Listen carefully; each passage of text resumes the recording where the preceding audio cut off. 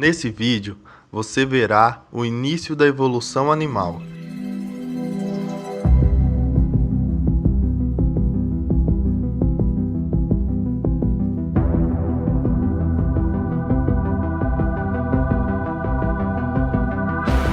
Os primeiros micro-organismos vivos traçaram um ramo da árvore da vida. E que tudo vem em comum aos peixes, nossos primeiros ancestrais.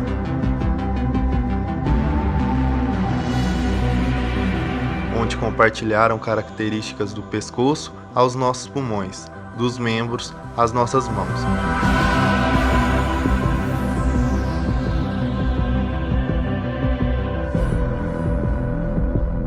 Para entender melhor, imagine há 400 milhões de anos atrás haviam peixes nadando nos oceanos e cursos d'água, e que há 40 milhões de anos depois, os anfíbios apareceram na Terra.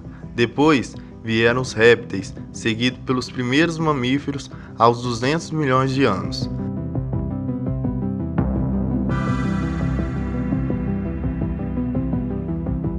Bem mais tarde vieram os primatas. Isso nos conta que todo réptil, aves e mamíferos vivos hoje descendem dos peixes antigos, inclusive os humanos.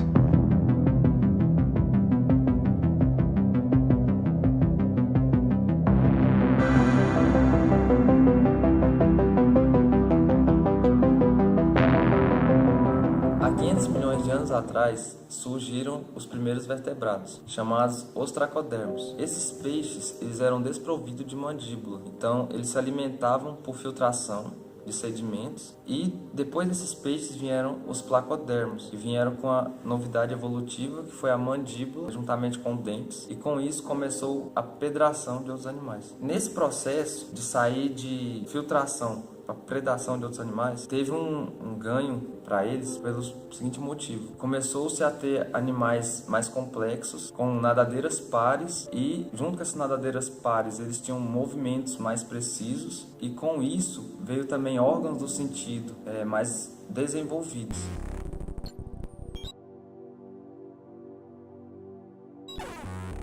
Bem, aqui está o começo da evolução. A vida surgiu na água. Não está totalmente errado se falarmos que nós hoje somos peixes bem evoluídos, porque nós compartilhamos características, principalmente com os peixes primitivos, que são os gnathostomata. Compartilhamos muitas características com eles. Primeiramente, nós tivemos os agnatos, que são os peixes amandibulados. Eles viviam no mar e se alimentavam através de filtração de sedimentos. Depois vieram os peixes com mandíbulas, que são os mandibulados, os gnathostomata. Através desses peixes, nós tivemos a separação deles em condríctios e osteídes.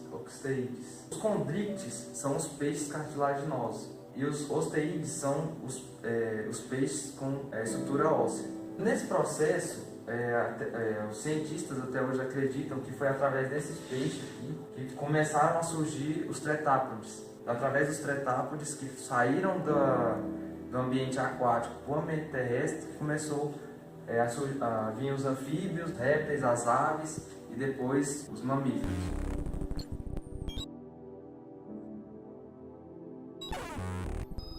Vamos falar um pouco sobre a evolução animal, a relação da evolução dos peixes com você até hoje.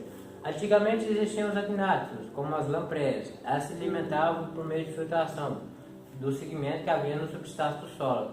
Aí, a partir disso, começaram a ter os condictes e os osteíctes. E os condictes eram peixes com cartilagem calcificada e os osteíctes eram peixes com processo ósseo. E esse já tinha um processo de mandíbula, então eles começaram a predar outros animais. A partir disso, começaram a ter a evolução de peixes entrando no meio terrestre. Aí nisso, os peixes tinham dois processos de respiração: a respiração pulmonar e a respiração branquial. Os peixes que se adaptaram ao meio terrestre ficaram com um sistema de respiração pulmonar.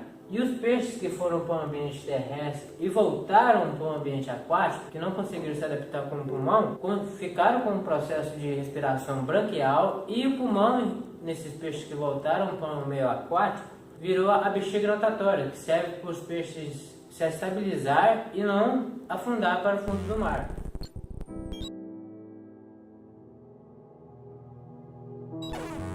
Há mais de 150 anos, os cientistas conseguiram achar semelhanças com o mesmo padrão nos membros de animais quadrúpedes, que, embora as formas serem bem diferentes, perceberam que haviam um tema comum, que era como se o mesmo osso estivesse sido esmagado ou estendido para desempenhar funções diferentes. E com essas semelhanças, Charles Darwin disse que o motivo pelo qual os animais tinham esse mesmo padrão era que em algum momento de um passado distante tiveram um ancestral que também tinha esse padrão.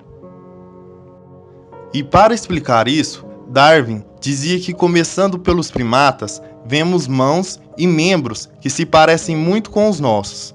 Indo mais para trás, para os primeiros mamíferos, notamos mais semelhanças nas patas e observamos como as patas vieram de parentes mais distantes, e se formos mais ainda para trás, chegamos aos nossos ancestrais, quadrúpedes mais distantes.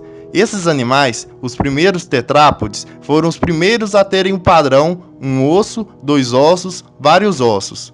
Mas quando entramos no mundo submarino, há cerca de 400 milhões de anos, em vez de animais com membros, vemos peixes pré-históricos com barbatanas e nos deparamos com um grande mistério da biologia. Como fomos de peixes com barbatanas para animais com braços e pernas? Darwin foi ousado e previu que existiram animais antigos que preenchiam essa lacuna. Mas como seria esse animal?